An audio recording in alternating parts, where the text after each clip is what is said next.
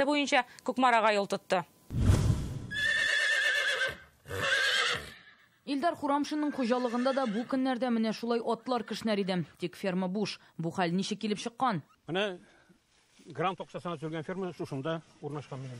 Әлеге кыйсса 7 ел элек башлана. Күкмара районының Янил авылы. Моңа кадәр шәхси хуҗалыгында отлар үрчетүче, иген үстерүче Илдар Хурамшинга грантта катнашырга тәкъдим итәләр. Грантка заявление 15 елда заявление яздым. Но анда договор төзелде. Договор буенча минем грант бирелде 100 башлык ферма төзергә. 2 миллион 100. Bütün документлар бар. Чыгымнар планыннан күренгәнчә ул 3 миллион 500 сумга төшәргә тиеш. Сумманың 40%-ын хуҗа үзе, калган 60%-ын дәүләт гранты каплый.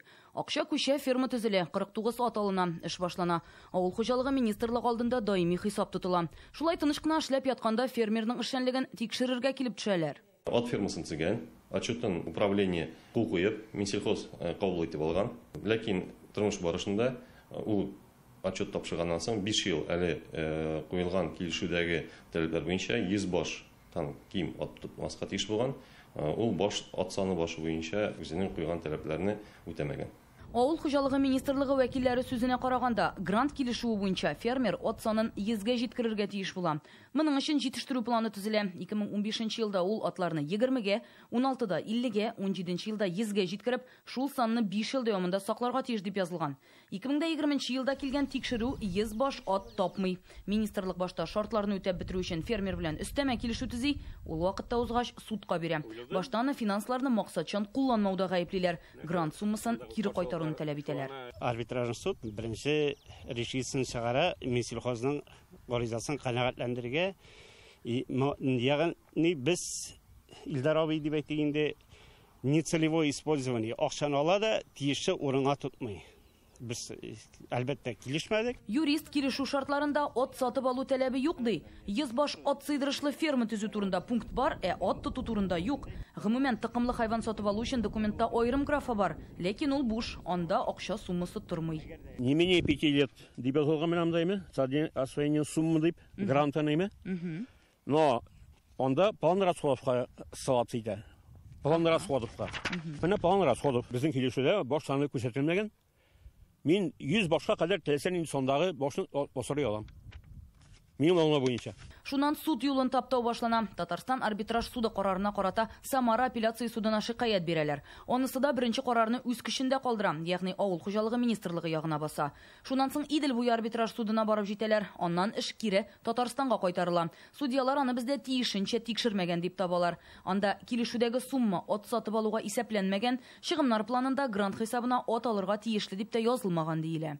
Икенче инстанциядә уже яңадан карый башлагач, Минсельхоз үзенең гаризасын үзгәртә. Беренче очракта безне биргән булсалар, нецелевое использование денежных средств дип, икенче очракта уже икенче уточненное исковые требования буенча Илдар абыйны гаеплиләр отчетны дөрес бирмәүдә. Шуңа фермерның килешү буенча бурычы 100 баш ат сыйдырышлы ферма төзү генә иде дип саны юрист. 5 ел элек төзелгән ат фермасында бүген бер генә чабышкы да юк. Фермер аларны сатырга мәҗбүр булган, өстәвенә килешүнең үтәлеш вакыты да чыккан инде.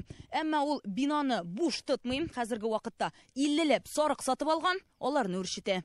Атларны сатырга тормыш мәҗбүр итте ди ул. Техникага да, төзелеш материалларына да, азыкка да бәя арткан. 5 ел элек бер кылынны 20 меңгә сатып алып булса, бүген ул 70-80 мең сумга кадәр җитә. Хәзер 100 башны алу өчен миңа ким дигәндә 6-7 миллион акча кирәк. 5 ел элек? 5 ел элек миллион. Анда очраклар бездә бар. Үзебез аңлыйбыз, ул бит инде баш саны бер урында гына тора алмый. Кайракны артып китә, яхшы эшләп китсә, мөмкинлекләре бар китсә, кайчандыр кими, чөнки тормышта төрле хәлләр була, түләргә кирәк. Күп очракта менә конкурска килгән кешеләр үзләренең проектларының күпме чыгым чыгарасын һәм киләчәктә күпме авырлык тудырасын белеп килмиләр. Акчаны күрәләр, но шул очракта күрмиләр кешенең үз өстенә зур җаваплык алганын. Тагын бер кичкенә, әмма әһәмиятле нечкәлек бар. Килешүдә бәя арту. Эшмәкәрнең билгенлеккә төшү ихтималы да каралган ди Күкмаралылар.